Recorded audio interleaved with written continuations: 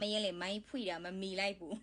နော်မရလေကွန်ပျူတာနဲ့ဝင်ထားတာဖြစ်တဲ့အတွက်ကြောင့်မို့လို့ဒီဘက်ကိုအထဲကိုဝင်နေဆိုတော့လေနည်းနည်းကြာသွားတယ်โอเคဟုတ်ပြီအားလုံးမင်္ဂလာပါလို့နှုတ်ဆက်ပါတယ်ရှင်မရလွင်နဲ့တော့တာတော်ကြာမစုံရပြီဖြစ်တယ်ကဲမှတ်မိသေးရဲ့လားရှင်နော်အတန်ပိုင်ရှင်မှတ်မိသေးလားရှင်ကဲအားလုံးမင်္ဂလာရှိတော့ညကြလေးပါရှင်ဒီနေ့ဝင်လာတဲ့သူဆိုရင်အရင်ကဲကောင်းတဲ့သူတွေအဖြစ်နဲ့တတ်မှတ်လို့ရတယ်မရလွင်တော်ရုံတက်ရုံနဲ့မမျှဝေတဲ့ပညာရက်တွေကိုဒီနေ့လူရင်းတူရှင်ဒီနေ့စီးပွားရေးပါတနာတွေကိုမျှဝေခွင့်ရရှိမှာပဲဖြစ်ပါတယ်အဲ့တော့ဒီနေ့ဝင်လာတဲ့သူဟာလည်းပဲဒီပညာရက်ကိုလက်တွေ့ပြန်လဲပြီးအသုံးချတဲ့နေရာအဝင်ဝင်ကြဖြစ်မယ်ဆိုတာတရားရာခိုင်နှုန်းအာမခံတယ်အဲ့တော့ okay မစခေစောစောကနော်မရလေးတို့ကို MC လောက်သွားပေးတဲ့နော်ဒါမောင်လေးအတွက်အောက်မှာအသေးလေးတွေပေးသွားပေးပါဦးရှင့်လူကြီးအယောက်50မရလေးတို့ ਨੇ စီးပွားရေးပါတနာဝင်အယောက်50ရှိပါတယ်နော်โอเคဒီစီးပွားရေးမှာပြန်လဲလက်စစ်ကဲမျှဝေရတဲ့စီးပွားရေးဖြစ်တဲ့အတွက်ကြောင့်မို့လို့လာရောက်တည်ယူတဲ့တဦးတယောက်ခြေထဲမှာမိမိရဲ့စီးပွားရေးအတွေးခေါ် mindset တွေနဲ့နော်ဒါပြန်လဲပြီးလက်တွေ့အလုပ်လုပ်ဖို့အတွက်ဟုတ်လားအချက်လက်လာယူတာဖြစ်တယ်ကဲဒါဆိုရင်တို့တွေစားကြရနော်နာမည်ကတော့မကြီးရလေလို့ခေါ်တယ်အခုလိုမျိုးထူးခြားကောင်းမွန်တဲ့စီးပွားရေးမှာမကြီးလေမိတ်ဆက်ပေးတဲ့သူကတော့ဘလက်တိုင်းမောရာဒူးပိုင်ရှင်ဒီတိုင်းမက်စုလိုက်ဝင်းဖြစ်ပါတယ်ဒီတိုင်းမက်စုလိုက်ဝင်းကိုလည်းကျေးဇူးအများကြီးတင်ပါတယ်လို့ပြောချင်ပါတယ်မရလွေသည်မောင်ငယ်ညီမငယ်တို့နီးတူပဲတာမန်ဝင်းနှန်းဘဝစိုက်ရုံအလုပ်ရုံမှာလုပ်ခဲ့တဲ့ထိုင်းနိုင်ငံရောက်ပြည်ပရောက်အလုပ်သမားတစ်ယောက်ဖြစ်တယ်နော်တိုင်းရင်းသူတစ်ယောက်ဖြစ်တယ်အသက်ပညာအများကြီးတက်တဲ့သူလည်းမဟုတ်တလို့တခြားစီးပွားရေးတွေမှာလည်းဘာစီးပွားရေးမှာမလုပ်ဘူးစောစောမောင်လေး MC ပြောသလိုပဲမရလေတီကျမ်းမာရေးမကောင်းလို့ကျမ်းမာရေးထုတ်ကုန်ပစ္စည်းသုံးရေးနဲ့ဒီစီးပွားရေးကိုလာတွေးခဲ့တာဖြစ်ပါတယ်အဲ့တော့ဒီကလူတွေကသူတွေတမ်းကြိုင် fun နော်တေးသေးချာချာလေးအာယုစူးစိုက်ပြီးနားထောင်စေခြင်းပါတယ်မရလေဒီလိုပညာရက်တွေကိုတစ်ခါမှမမျှဝေဘူးပေါ့နော်ဒီနေ့တော့အခြေခံငါနဲ့လက်တွဲလောက်လာတဲ့ပါတနာဝင်တွေကိုတကယ်ရစေခြင်းနဲ့စိတ်နဲ့ပြောပြပေးတာဖြစ်တယ်မျှဝေပေးတာဖြစ်တယ်မရလေလိုမျိုးဘဝတစ်စိတ်ချိုးမြင့်တင်လာဖို့အတွက်ကိုရည်ရွယ်ထားတာဖြစ်တယ်ဒီလိုပဲမရလေကိုယ်တိုင်ကလည်းမောင်ငယ်ညီမငယ်တို့နီးတူပဲအချိန်နဲပါတဲ့သူဖြစ်တယ်ဒီစီးပွားရေးနဲ့ပတ်သက်ရင်အတွေ့အကြုံလည်းမရှိဘူးကြားဖူးနာဝလည်းမရှိဘူးအရင်တုန်းကလည်းမလုပ်ဘူးတလားကို8000 1000လောက်နဲ့ဝင်တဲ့အလုပ်တွေမှာစ조사လုပ်တီးခံပြီးတော့နော်ချွေတာစားခဲ့တဲ့ဘဝဖြတ်တန်းရင်းနဲ့ဒီစီးပွားရေးကိုလာတွေးတဲ့အချိန်မှာတော့ကံကောင်းထောက်မစွာနဲ့မှန်ကန်တဲ့ကုမ္ပဏီဖြစ်နေတယ်ကဲကောင်းထောက်မစွာနဲ့မိတ်ဆက်ပေးတဲ့ apply ကလည်းရီမန်းချစ်ကြီးတဲ့သူဖြစ်တယ်ကဲကောင်းထောက်မစွာနဲ့အသင်းအဖွဲ့ကလည်းကောင်းမွန်တဲ့အဖွဲ့အစည်းဖြစ်တယ်ကဲကောင်းထောက်မစွာနဲ့အားလုံးဟာညီတူတန်းတူစ조사ကြတဲ့နော်သူတွေဖြစ်တယ်တီးခံတဲ့နေရာမြင်မာတဲ့သူတွေဖြစ်တဲ့ခါကြတော့ဟောမှန်ကန်တဲ့ကုမ္ပဏီမှန်ကန်တဲ့နီးစနစ်မှန်ကန်တဲ့အသေးဖွဲ့ကြောင့်အခုဆိုရင်ဆောအား MC ပြောသလိုပဲတလားကို2သိန်းဘတ်အင်မရာယာဒူရရှိထားတာဖြစ်တယ်အဲ့တော့လက်ရှိဒီထဲမှာမိမိဒီဘလို့လူပဲဖြစ်ဖြစ်ဘယ်တော့ကဝင်တဲ့သူပဲဖြစ်ဖြစ်လက်ရှိနားထောင်နေတဲ့သူတွေထဲမှာမရလေတို့လိုမျိုးဝင်ငွေရေရှည်သွားခြင်းနဲ့ဝင်ငွေတလားကို2သိန်းဘတ်အခုဆိုရင်ဆက်မောမှာ6နှစ်တစ်တန်းရှိပါပြီ6နှစ်တစ်တန်းရှိပါပြီအခုလိုမျိုးရေရှည်လောက်ကြိုက်သွားတဲ့အခါမှာ2သိန်းဘတ်လိုချင်တဲ့သူတွေပါလားပါတယ်ဆိုရင်နှစ်ဘက်နှင်ကနန်းလေးတွေရေးပေးပါဦးရှင့်ဟုတ်ပြီမရလေနည်းနည်းလေးစစ်လိုက်မယ်ဒီထဲမှာစာအုပ်နဲ့ဘောပေနဲ့တေးသေးချာချာလိုက်ရေးမှတ်နေတဲ့သူဆိုရင်တော့အရင်ကံကောင်းတဲ့သူဖြစ်တယ်မရလေကအချက်လက်လေးတွေပြောပြပေးမှာဖြစ်ပါတယ်ဟုတ်ပြီဒါဆိုရင်ဒါကတော့မရလေကတော့ရေရှည်မှာရတာဖြစ်တယ်မရလေရှယ်ယာဝင်ပြီးလောက်တာနဲ့ပုတ်ပတ်ရခဲ့တာမဟုတ်ဘူးရှယ်ယာဝင်ပြီးဘာမှလုပ်စရာမလိုပဲနဲ့ရခဲ့တာမဟုတ်ဘူးရေရှည်ရခဲ့တာဖြစ်တယ်ဒါဆိုရင်ရေတိုစဝင်လာတဲ့အချိန်မှာ2000ဘတ်ကိုအရင်ဆုံး focus ထားရမယ်โอเคလိုင်းရေးမှတ်နေတဲ့သူတွေအရင်တော်ပါတယ်လိုက်ရေးမှတ်နေတဲ့သူတွေအရင်တော်ပါတယ်เนาะဘယ်သူတွေလိုက်ရေးနေသေးလဲလိုက်ရေးတဲ့သူလေးဆိုလို့ရှိရင်တော့အချက်လက်ကြကြလိုက်ရေးပါမရလွင်ကစောင့်ဝင်လာတာနဲ့2သိန်းကို မှာတပြားတစ်ချက်မှမရပဲနဲ့နှစ်သိန်းကိုခုတ်ပြန်ကြော်လွှားပြီးရခဲ့တာမဟုတ်ဘူးမရက်လေ2200စားရတယ်200ဆိုတာတကယ်တော့မရက်လေ200တာမဟုတ်ဘူး285လားမသိဘူးစားရတယ်เนาะဒါမှတ်မိဘူးအစားလုတ်တဲ့အချိန်ရဝင်ငွေကနည်းနည်းပဲ200ကျော်စားရတယ်နောက်တော့2000ရတယ်နောက်တော့2000ရအောင်သွားတယ်2000ကနေပြီးတော့เนาะတစ်စစ်ချေတဖြည်းဖြည်းနဲ့အခုလိုမျိုး2သိန်းဆိုပြီးတော့စာဒိုးနဲ့ရလာတာဖြစ်တယ်နေချင်းညချင်းလောက်တာနဲ့ချစ်ချင်းသိချီရတာမဟုတ်ဘူးပြောချင်တာကနားလည်ရမှာကရေတိုအရင်ရအောင်စူးစမ်းရပါတယ်1လရဲ့ဝင်ငွေ2လရဲ့ဝင်ငွေ3လရဲ့ဝင်ငွေ6လရဲ့ဝင်ငွေတစ်နှစ်ရဲ့ဝင်ငွေเนาะစုစုပေါင်းမရဲ့လေတစ်နှစ်ဆိုရင်900တူးနဲ့3000ပဲရနေပြီအဲ့တော့လ20အတော်တွဲထမ်းမှာအင်မရာယာထူးအထိတက်နိုင်ခဲ့တာဖြစ်တယ်လော်ခဲ့တဲ့2020မရက်လေအသေးဝင်တဲ့နေ့က6လပိုင်းရှေးရင်နေဖြစ်တယ်အဲ့ဒီကနေ2018ဖြစ်တယ်အဲ့ဒီကနေစရည်မယ်ဆိုလို့ရှိရင်မရက်လေ2020เนาะ6လပိုင်းကနေပြီးတော့သိချီရလိုက်တာဒီနေ့ဒီချိန်ထိပဲပြောရမယ်ဆိုရင် success small လောက်တဲ့တစ်တန်းလ24မှာပဲအမြင့်ဆုံးရတူအင်မရာယာတူအထိရပြီးတော့ဒီနေ့ဒီချိန်ထိလစေဝင်ငွေရခဲ့တာဖြစ်တယ်ဒါဆိုရင်ရေတိုဝင်ငွေရဲ့ရေလက်ဝင်ငွေရဲ့ရေရှိုးဝင်ငွေရဲ့ဆိုပြီးတော့ဒီ၃မျိုးကိုနားလည်ဖို့လိုအပ်ပါတယ်တည်တည်ချာချာလေးနားထောင်မယ်ဒါဆိုတော့ဒီ၃မျိုးနားလည်ဖို့အတွက်ကိုမရက်တွေတို့အရင်ဆုံးမောင်ငယ်ညီမငယ်တို့မိတ်ဆွေတို့လုံနေတဲ့စီးပွားရေးကိုသိအောင်အရင်ဆုံးပြောပြမယ်နားထောင်မယ်နော်အခုအားလုံးကတော့ဆရာဝင်ပြီးသားသူတွေစတက်အပ်မှာရောက်နေကြပြီနော်အားလုံးကတော့ဆရာဝင်ပြီးစတက်အပ်တွေရောက်စတက်အပ်မှာရောက်နေကြပြီစတက်အပ်ထဲမှာဆရာဝင်နေတဆင့်ညှိလာပြီပေါ့နော်အတန်းတဆင့်ညှိလာပြီမကြခင်အသေးဖွဲရှိလာတော့မဲ့သူဖြစ်တယ်အဲ့တော့မိမိကိုယ်တိုင်ကဂါနာနာမသိဘူးဆိုရင်ဒီစီးပွားရေးမှာဆစ်ဆက်သွားဖို့ခက်တယ်မောင်ငယ်ညီမငယ်တို့ဝင်နှဲလုံရင်းနဲ့လက်ရှိလုပ်ရင်းနဲ့ဒီစီးပွားရေးတွဲလုပ်ခွင့်ရှိတယ်ဒါကတခုဒီတော့ network marketing စီးပွားရေးတခုပဲရှိတယ်တခြားပါစီးပွားရေးမှမရှိဘူးဒါဆိုရင်မောင်ငယ်ညီမငယ်တို့သိထားရမယ်မိမိတို့လုပ်တဲ့အလုပ်တွေ network တိစောက်တဲ့အလုပ်လုပ်တာဖြစ်တယ်တချို့ဆိုရင်အခုချိန်ထိတောင်ကွယ်ပြဂါနာမသိဘူးနော်မသိတဲ့ခါကျတော့နားပဲနားထောင်တယ်တင်ပဲတင်တယ်ပြန်ပြီးတိစောက်တာပြန်ပြီးလက်တွေ့ပြန်လုပ်တာတွေမလုပ်ဘူးနော်မလုပ်တော့တချို့ဆိုလို့ရှိရင်မအောင်မြင်ကြဘူးဒါဆိုရင်တချို့ဘာလို့မအောင်မြင်လဲဆိုတော့ကိုလုံးနေတဲ့စီးပွားရေးကိုကိုယ်တိုင်စိတ်မဝင်စားလို့အများထဲမှာနားထောင်တယ်မဝေဖန်ဘူးမသုံးသပ်ဘူးမလေ့လာဘူးစိတ်မဝင်စားဘူးနားတော့နားထောင်တယ်လူရှိတယ်အလုံးရဲ့သဘောတဘာဝကိုဂါနာတိကြအချက်လက်မသိဘူးမသိတော့စီးပွားရေးလေးလာတဲ့သူတွေကိုပြောပြတဲ့နေရာမှာအခက်ခဲရှိတယ်ကိုယ့်အလုပ်ကိုစိတ်မဝင်စားတော့တစ်ဖက်သူပြောလာတဲ့စကားတွေကိုပြန်ပြီးမပြောပြတတ်တော့မိမိရဲ့ပြဿနာအနေနဲ့ကြုံတယ်နော်မိမိရဲ့ပြဿနာအနေနဲ့ကြုံတယ်ကဲဒီနေ့ဒီပြဿနာတွေကိုဖြေရှင်းပေးဖို့အတွက်မရလွေကအရေးအဆုံး network marketing ဆိုတာကိုရှင်းပြပေးမယ်အခုတို့ဒီကရုထဲမှာလူကြီး800ကျော်ရှိတယ်စတက်အပ်ထဲမှာ800ကျော်ရှိတယ်ဝင်လာတဲ့အချိန်မှာလူကြီး90ပဲဘာကြောင့်ကျန်တာလဲဒါကတော့ကျန်တဲ့သူနဲ့လဲဆိုင်တယ်လို့လက်ရှိဝင်လာတဲ့သူတွေနဲ့လဲဆိုင်တယ်လို့အသေးဖွဲ့ကိုတီဆောက်ထားတဲ့ပိုင်ရှင်နဲ့လဲဆိုင်တယ်ပိုင်ရှင်ဆိုတာဥပမာ brown ရဒူးရှင်အလုပ်ကိုတီဆောက်ထားတဲ့သူပေါ့လေဥပမာမိသားစု9ယောက်ရှိတယ်မိသားစု9ယောက်အိတ်တဲ့ဆောင်မှာအဖေရဲ့အမေရဲ့သားသမီး9ယောက်ရဲ့9ယောက်နေတယ်ပေါ့ဒါမေရလေတို့အိမ်မှာဆို9ယောက်အဖေရဲ့အမေရဲ့မေရလွေရဲ့အကို3ယောက်ရဲ့မောင်1ယောက်ရဲ့9ယောက်ကိုရဲ့အိမ်မှာလူမစုံဘဲနဲ့တကားပိတ်မယ်တော့မိုးချုပ်သွားပြီအခုဆိုရင်9နာရီခွဲပြီမပိတ်ရသေးဘူးမေရလေအိတ်တကားဆိုရင်9နာရီ10နာရီ17နာရီလည်းမပိတ်ဘူးအိမ်မှာအဖေဆိုရင်လေတကားဖွင့်ပြီးတော့ထိုင်ဆောက်တယ်10နာရီ9နာရီလောက်ထိကတော့တကားတော့ဖွင့်ထားတယ်ဟော10နာရီ17နာရီဖြစ်လာပြီဆိုတကားလေးစိတ်ထားလိုက်တယ်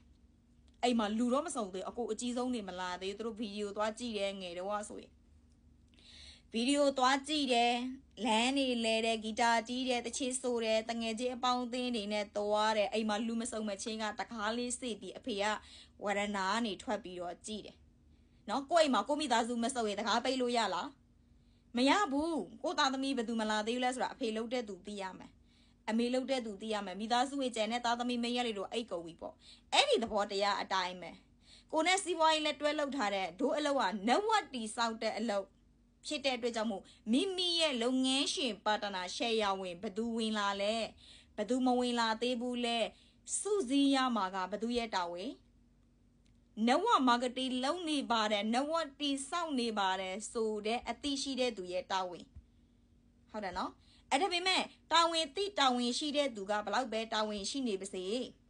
အခုဒီကရုထဲမှာလူဦးရေ800ရှိတယ်ဘာလို့ကျန်တဲ့သူမဝင်လာတလဲဆိုတော့မင်းတို့စီးပွားရေးက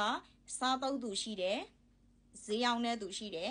စီးပွားရေးလုပ်တဲ့သူရှိတယ်အဲ့တော့စီးပွားရေးလုပ်တဲ့သူတွေဟာလူအများကိုကူညီတယ်နော်ကိုတိုင်ကလည်းရေတိုဝင်ငွေ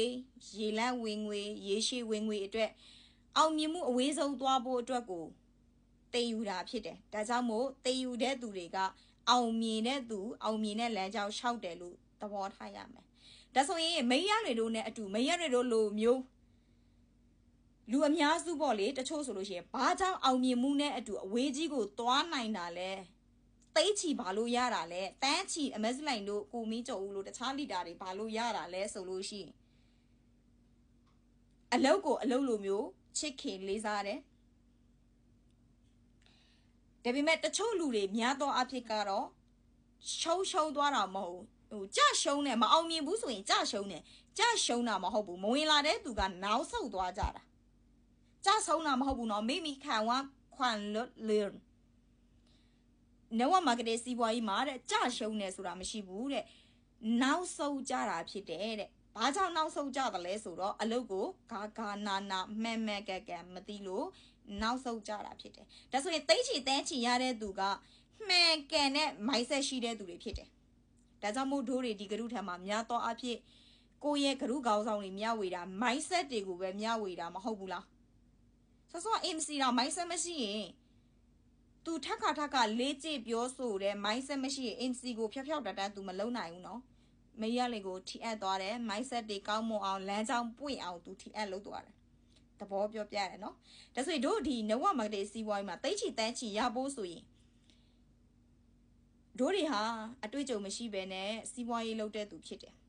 စီးပွားရေးတွေမလုပ်ဘူးပဲနဲ့ဒီစီးပွားရေးကိုအရင်နည်းနဲ့ဝင်နေအလုပ်နဲ့တွဲလုပ်ရတာမို့လို့ဒီလိုအားတဲ့အချိန်တွေမှာအလုပ်လုပ်တာဖြစ်တဲ့အတွက်ကြောင့်မို့လို့မှန်ကန်တဲ့ mindset တွေကိုလေ့လာရတယ်သိယူရတယ်နားထောင်ရတယ်ဒါဆန်းလားမဆန်းအောင်မရက်လေလေစလုပ်တဲ့အချိန်တော့လှုပ်တက်ဖို့ဆိုတာထက်ကိုမှန်ကန်တဲ့ mindset တွေကိုအရင်သိယူရတယ်ဒါနဲ့မာကတေနော်နားထောင်မယ်နော်တချို့ကကိုယ်တိုင်ကမသိဘူးကိုယ်တိုင်လည်းမသိယူဘူးကိုယ့်ရဲ့ mindset ကိုလည်းပြောင်းရမယ်ကိုအရင်တော့ဘယ်လိုမျိုးဆိုတာကိုမေးလူကြကိုမသိဘူးပေါ့နော်ကိုဘယ်လိုလူမျိုးလဲဘယ်လိုဘဝမျိုးနေထိုင်ခဲ့တဲ့သူလဲဘယ်လိုမိသားစုမျိုးနေထိုင်ခဲ့တဲ့သူလဲကိုမသိဘူးမသိတော့စီးပွားရေးလာလုပ်တဲ့အချိန်မှာရင်းလိုက်တယ်လိုချင်တဲ့စိတ်နဲ့လေရှယ်ယာဝင်ရမယ်ဆိုရင်လည်းတချို့ကြတော့လည်းဝင်လိုက်တာပဲမဟုတ်လားဒါပေမဲ့တချို့ကြတော့လည်းမဝင်ဘူးလေမဝင်တဲ့သူလည်းအများကြီးရှိတာပဲမဟုတ်ဘူးလားဟုတ်တယ်ဟုတ်မောင်ငယ်ညီမတို့နေ့စဉ်ကြုံဦးလားကိုသွားမိတ်ဆက်တဲ့ချိန်မှာကိုညင်းခံရတာသိကြတယ်ဒီနေ့52ရောက်လို့ပဲအားလုံးပဲမရက်လေလည်းအငင်းခံရတယ်ဒါပေမဲ့တချို့လူတွေကမငင်းကြဘူးလက်တွဲပြီးလှုပ်ကြတယ်လေးလာကြတယ်သိယူကြတယ်စူးစမ်းကြတယ်ဒါပေမဲ့တချို့လူကကြတော့မိတ်ဆက်လိုက်တဲ့သူကိုယ်တိုင်ကအစစ်သိမဖြစ်ဘူးမိတ်ဆက်ပြီးအခွင့်လိုက်ပေးဒါကြောင့်မို့တချို့လူတွေက up line တွေကကြံခဲ့ပြီး down line တွေအောင်မြင်တာရောမရှိဘူးလားဟုတ်တယ်နော်ဥပမာအခုညနေတော့ကလီတာကြီးကိုစီရလင်း brown အမှာတင်သွားပေးတယ်တင်လိုက်ရလားရာဒူးရှင်များဘသူတွေဝင်တင်လဲဒီကရုတွေကသူတွေလီတာကြီးကိုစီရလင်းရဲ့ up line မရှိတော့ဒါဆိုရင် down line လောက်တဲ့သူကဘာလို့သူကိုယ်တိုင် sapphire ဖြစ်ပြီးတော့သူ့ရဲ့ နော်သူ့ရဲ့အတွေ့အကြုံနဲ့အတူသူ့ရဲ့ရည်မှန်းချက်နဲ့သူ့ရဲ့ downline ကိုဒိုင်းမောဖြစ်အောင်မွေးခဲ့တာပဲမဟုတ်ဘူးလားတေချာလိုက်တွေးမယ်နော်တေချာလိုက်တွေးမယ်နော်ဒါဆိုရင်မိတ်ဆက်လိုက်တဲ့သူကမိတ်ဆက်တုံကတော့မိတ်ဆက်တယ်ဒါပေမဲ့အောင်မြင်မှုလမ်းကြောင်းရှောက်တဲ့အချိန်မှာကိုယ်တိုင်ကအစစ်အသစ်ဖြစ်မနေဘူးရှိလားမသိဘူးဒီကလူထားမှာနားထောင်နေတဲ့သူမိမိကိုယ်တိုင်ကအစစ်အသစ်ဖြစ်မနေဘူးဆိုတဲ့သူလိုက်ရေးမှတ်တဲ့သူတွေနော်လိုက်ရေးလို့ရတယ်တချို့ကကိုယ်တိုင်ကအစစ်အသစ်မဖြစ်ဘူးဇွဲမရှိဘူးလုံလောက်မှုရှိဘူးဝီဒီယာမရှိဘူးသီးခံမှုမရှိဘူးအဲ့တော့မရတွေတို့ရဲ့ဒီစီးပွားရေးမှာတချို့လူတွေအောင်မြင်မှုနဲ့ရေတိုဝင်ငွေ2000ရေလက်ဝင်ငွေ1သိန်းရေရှည်ဝင်ငွေ2သိန်း3သိန်းတန်းချီပါချောင်းရတယ်လဲဆိုတော့လောက်တဲ့သူကိုယ်တိုင်ကအစင်တစ်မူမှန်တန်းကြိုက်ทำงานနော်မြန်မာလိုပြောမှဆိုရင်ဇွဲလုံလောက်ဝီဒီယာတီးခံတဲ့စိတ်မြင့်မားတယ်စိတ်ရှည်တယ်နော်မူမှန်တန်းကြိုက် on top ဆိုမှမဆိုလဲတို့မြန်မာတွေကသူများနိုင်ငံမှာဝန်ထမ်းလာလုပ်ရတာဖြစ်တဲ့အတွက်ကြောင့်မို့လို့တီးခံရတယ်လေတီးခံမှုမမြင့်မာဘူးလားအခုတို့ထိုင်းနိုင်ငံမှာဆိုရင်ထိုင်းနဲ့မြန်မာဆိုတို့မြန်မာတွေကတီးခံမှုမြင့်မာတဲ့အလုပ်ကိုပို့စူးစမ်းပြီးလုပ်လို့တထေးတွေဖြစ်တဲ့ထိုင်းလူမျိုးတွေပေါ့နော်တထေးတွေဖြစ်တဲ့သူကိုယ်တိုင်ကတို့မြန်မာတွေကိုပဲအလုပ်ရွေးတယ်လေအလုပ်ရွေးပြီးခတ်တယ်လေဟုတ်တယ်မလားဘာလို့လဲဆိုတော့တီးခံမှုမြင့်မာလို့အဲ့တော့အတူတူပဲပေါ့တို့တီးခံတဲ့နေရာချင်းအတူတူဒီမှာစီးပွားရေးလုပ်တဲ့နေရာမှာတီးခံမယ်ဇွဲရှိတာချင်းအတူတူဒီစီးပွားရေးမှာလည်းဇွဲလေးထည့်ပြီးသုံးမယ်နော်ဒါဆိုရင်ဒါကဒီစီးပွားရေးရဲ့အမှန်ဒါဆိုကိုစူးစမ်းဖို့အစီအသစ်ဖြစ်နေတယ်ဆိုရင်ကိုယ်တိုင်ကအစီအသစ်ဖြစ်နေတာနဲ့အတူတူပဲဒါပေမဲ့တချို့လူတွေကကိုယ်တိုင်ကအစီအသစ်မဖြစ်တော့အသေးဖွဲ့ထဲမှာ1 2 3တွေကတိုးတက်မြင့်မာသွားတယ်ဆိုပေမဲ့မိတ်ဆက်တဲ့သူတချို့ကြတော့ apply မရှိတော့တာတွေမရှိဘူးလားဒါကြောင့်မို့အသေးဖွဲ့ဆော့ဆော့မင်းအရှိမ3ချေပြောသွားတယ်မှန်ကန်တဲ့ company မှန်ကန်တဲ့ apply မှန်ကန်တဲ့အဖွဲ့အစည်းလိုပဲရဲ့လေ3ချေပြောသွားတယ်apply မရှိပေမဲ့ဒီကလူကမှန်ကန်တဲ့အသေးဖွဲ့နဲ့မှန်ကန်တဲ့ခေါင်းဆောင်မှန်ကန်တဲ့ company မှန်ကန်တဲ့နီးစနစ်ရှိတာဖြစ်တဲ့အတွက်ကြောင့်မလို့ apply မရှိလဲစူးစမ်းလို့ရတယ်ဆိုပြီးတော့မပြောဘူးလားအဲ့တော့ဒီလိုမျိုး apply မရှိဘဲနဲ့စူးစမ်းတဲ့သူမဖြစ်စေချင်ဘူးနောင်းလာတဲ့သူကိုလက်ရှိရှိနေတဲ့သူတွေထဲမှာလည်းပဲမရလွယ်ကအစစ်အသစ်မဖြစ်ဘူးဆိုတဲ့ဟာမျိုးမဖြစ်စေချင်ဘူးဒါကိုယ်တိုင်အစစ်အသစ်ဖြစ်အောင်လုပ်ကြမယ်နော်အစစ်အသစ်ဖြစ်အောင်တဖြည်းဖြည်းစူးစမ်းပြီးလုပ်ကြမယ်တဖြည်းဖြည်းစူးစမ်းပြီးလုပ်ကြမယ်โอเคဆက်သွားကြမယ်ရှင်ဒီစီးပွားရေးမှာကနော်မိမိကိုယ်တိုင်အစစ်အသစ်ဖြစ်ပြီးဇွဲလုံလာဝီဒီယာနဲ့ကိုစူးစမ်းပြီးလုပ်တယ်ဒါပေမဲ့လုပ်တဲ့သူတွေကနားလည်ရမယ်မရတွေကိုဒီအလုပ်ကနဝတ်တိဆောက်တဲ့အလုပ်ဖြစ်တယ်ဈေးရောင်းတာတစ်ခုတည်းမဟုတ်ဘူးရောင်းတာကိုလည်းကုန်ပစ္စည်းအကြောင်းကိုသိရမယ်လူတွေအကြောင်းကိုသိရမယ်နော်တို့တွေရဲ့အလုပ်ကရောင်းတာကနေစတာပဲအဲ့ဒါပေမဲ့သူ့ရဲ့အခြေခံသဘောတရားမိတ်သွားတာကအသင်းဖွဲ့တိဆောက်တာခေါင်းဆောင်တိဆောက်တာဒါကိုသိရမယ်ဒါကြောင့်မို့အယောင်နဲ့စပြီးလူတွေနဲ့တိဆောက်ပြီးသွားဖို့ကိုချစ်ချင်းအတိဝင်ရမယ်အဲ့တော့ပြည့်ပြိမ်ပွဲဝင်တယ်လို့ပဲပေါ့နံပါတ်ပထမလမှာအယောင်နဲ့သွားတယ်ဆိုပေမဲ့ဒုတိယလမှာဘယ်ညာအသေးဖွဲ့ရှိဖို့ကိုဥတီထားရမယ်တတိယလမှာလူကြီးတိုးတက်လာရမယ်စတုထလမှာရလတ်ရှိလာရမယ်တစ်စစ်တက်ဖို့အတွက်အဲ့ဒါကဘာနဲ့တူလဲဆိုတော့မရေတို့ပြည့်ပြိမ်ပွဲဝင်တာနဲ့တူတယ်ဆိုတာကိုနားလဲစီခြင်းတယ်ဥပမာမရေတို့ရုတ်တရက်မပြေးဘူးဟုတ်တယ်မလားဒီစီးပွားရေးအတွေ့အကြုံမရှိဘူးတာနဲ့တူတယ်မပြေးဘူးတဲ့သူကမရလေလေပြေးပြိမ်ပွဲမဝင်ဘူးပြေးပြိမ်ပွဲမဝင်ဘူးတာဖြစ်တဲ့အတွက်ကြောင့်မို့အစပြေးတာအတကုံပြေးရတာလားပုံမှန်ပြေးရတာလားဘလို့အသက်ရှူပြီးပြေးရတာလဲခြေလမ်းမြန်ပြေးရတာလားနင်းနေပြေးရတာလားမရတို့သိလားမသိဘူးမရလေဆိုရင်လက်ရှိမရလေဆိုရင်9မိနစ်ပြေးမောဟိုက်ပြီးအသေးပဲရမယ်မောပြီး9မိနစ်တော့ပြေးမှာ9မိနစ်ပဲပြေးမရလေမောလောက်ပြီးဟောဟဲဖြစ်ပြီးအဲ့တော့မိတို့ဒီစီးပွားရေးစားလုပ်တာဟာပြေးပြိမ်ပွဲဝင်တာနဲ့အတူတူပဲပထမပြေးတာ9မိနစ်ဒုတိယပြေးတာ7မိနစ်ရအောင်ပြေးမယ်တတိယဘေးမှာနော်ဒါဘယ်နှမိနစ်အဲ့ဒါမိနစ်တွေပြေးသွားမှာဒါတော့မိနစ်နဲ့ပြောတာမီတာနဲ့ပြောမှဆိုလို့ရှိရင်ပထမ7မီတာပြေးတယ်ဆိုလို့ရှိရင်နောက်နေ့မီတာ20ပြေးနိုင်အောင်နောက်နေ့မီတာ30ပြေးနိုင်အောင်အပြေးနှုန်းကိုမြင့်တင်ပြီးတော့သွားရတယ်အတွေ့အကြုံနဲ့မြင့်တင်ပြီးသွားတယ်ဒီလိုပဲပေါ့တို့ဒီစီးပွားရေးမှာအယောင်နဲ့အသေးဖွဲ့တိဆောက်ပါတယ်ဆိုမှ ကိုကရောက်ဖန်ညာရင်မိခေါ်လူကြရွတဖြည်းဖြည်းနဲ့လူသိတာများလာတယ်ကိုရဲ့ Facebook တွေတုံးတက်လာတယ်အဲ့လိုမျိုးနဲ့သွားရတယ်နော်โอเคအဲ့တော့ပြပြိုင်ပဲဝင်တာနဲ့အတူတူပဲတဖြည်းဖြည်းချင်းအရှိန်လေးညှိပြီးပန်းဝင်ခါနီးလေးပို့ပြီးအရှိန်ညှိရလေးပဲမဟုတ်ဘူးလားသူများတွေဖြက်ဖန်ကုန်မယ်လေမဟုတ်ဘူးဆိုလို့ရှိရင်နော်သူများတွေဖန်ကုန်ပါလေဟာကိုပထမတော့ပုံမှန်ပြေးပန်းနိုင်တာရောက်ခါနီးလေးမာရတော့အပီပြေးရလေးပဲမဟုတ်ဘူးလားအေးအဲ့ဒီသဘောတရားအတိုင်းပဲကိုအသေးဖွဲ့တီဆောက်တယ်ဆိုတာတဖြည်းဖြည်းကိုရဲ့အတွေ့အကြုံတွေကိုဇက်ရှိန်မြင်ရတာဖြစ်တယ်နော်ဒါဒီတစ်ချက်ဒီအထိနားလဲတယ်ဆိုရင်လည်းနှိမ့်ကနန်းလေးတွေရေးပေးပါဦးရှင်လက်ရှိနားထောင်လာတဲ့အချိန်အထိနားလဲလားမင်းနေမိနစ်20ကြာသွားပြီမရေးလေရှင်းပြလာတာမပြီးသေးဘူးနော်အဓိကသွားချင်တာဒါတော့မဟုတ်သေးဘူးဒါမင်းလေနှုတ်ဝအကြောင်းမောင်ငယ်ညီမငယ်တို့နေ့စဉ်ကိုလုံးနေတဲ့အလုပ်ကိုတင်နေတာနားထောင်နေတာမကွဲမပြားဖြစ်နေလို့ဒီနေ့ကွဲပြားအောင်လာပြီးတော့နည်းနည်းလေးပြောပြပေးတာဒီနေ့ဒီစီးပွားရေးမှာအခုမောင်ငယ်ညီမငယ်တို့ဆိုရင်ဂရုတွေကိုနေ့စဉ်ဝင်နေစတက်အပ်တွေထဲကိုနေ့စဉ်ဝင်နေနော်အတွေ့အကြုံမရှိပေမဲ့နားထောင်တဲ့အချိန်မှာကြိုက်ကြတယ်နှစ်သိကြတယ်အဲ့တော့မရတို့စီးပွားရေးလုပ်တဲ့နေရာမှာကြိုက်ယုံနှစ်သိယုံနဲ့မရအောင်မရလေလဲကြိုက်လို့နှစ်သိလို့လောက်လာတယ်ပေါ့နော်တဖြည်းဖြည်းနဲ့ကြိုက်လာတယ်လေဒီထက်ကခန်းစားချက်ကောင်းတယ်မိသားစုစိတ်သက်ရှိတယ်ကူညီပတ်ပိုးပေးတယ်ရိုင်းပေးတယ်နော်နှွေးထွေးတယ်စသဖြင့်မကြိုက်ဘူးလားဒီအချက်တွေကြိုက်လားမောင်ငယ်ညီမတို့ဒီခန်းစားချက်တွေရကြလား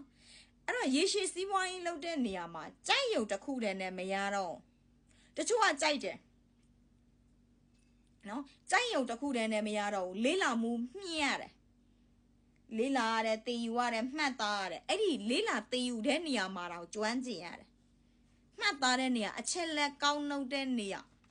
ကျွမ်းရတယ်မရလေတို့လက်ထက်တော့ဆိုရင်မရလေတို့ကထိုင်းလိုလုံးဝနားမလဲတာဖြစ်တဲ့အတွက်ကြောင့်မို့ထိုင်းလိုနဲ့ဆိုရင်ဒီတိုင်းမက်ဆုလိုင်ကတင်းတယ်မရတို့နီးပြတွေကတင်းတယ်သူတို့တင်ထားတဲ့ဟာကိုမရလေတို့ကိုလက်စိတ်ကမ်းပြီးမြန်မာလိုနဲ့ပြန်ပြောတာအဲ့ဒါတွေကိုမရလေတို့ကသူတို့က100 ရာခိုင်နှုန်းသွားတင်လာတယ်ဆိုပေမဲ့မရလေတို့ကို10 ရာခိုင်နှုန်းပဲပြန်လဲမျှဝေနိုင်တာအတူတူပဲမရလေကိုယ်တိုင်လဲ100 ရာခိုင်နှုန်းသွားတင်လာတယ်ဆိုပေမဲ့မောင်ငယ်ညီမငယ်တို့ကို10 ရာခိုင်နှုန်းပဲမျှဝေနိုင်တာအဲ့လိုမျှဝေတဲ့10 ရာခိုင်နှုန်းတောင်မှမောင်ငယ်ညီမငယ်တို့လဲထပ်တူအတူတူစူးစမ်းတဲ့ဆိုရင်အဲ့ဒီ10 ရာခိုင်နှုန်းတရက်ကို100 ရာခိုင်နှုန်းစူးစမ်းတဲ့ဆိုရင်မရတဲ့နီးပြအမြဲတမ်းပြောတယ်တနေ့ကို100 ရာခိုင်နှုန်းစူးစမ်းတယ်လေးလာတယ်မှတ်သားတယ်ကျွမ်းကျင်တယ်ဆိုရင်တစ်နှစ်ကုန်သွားတယ်ဆိုရင်365 ရာခိုင်နှုန်းကျွမ်းကျင်သွားပြီ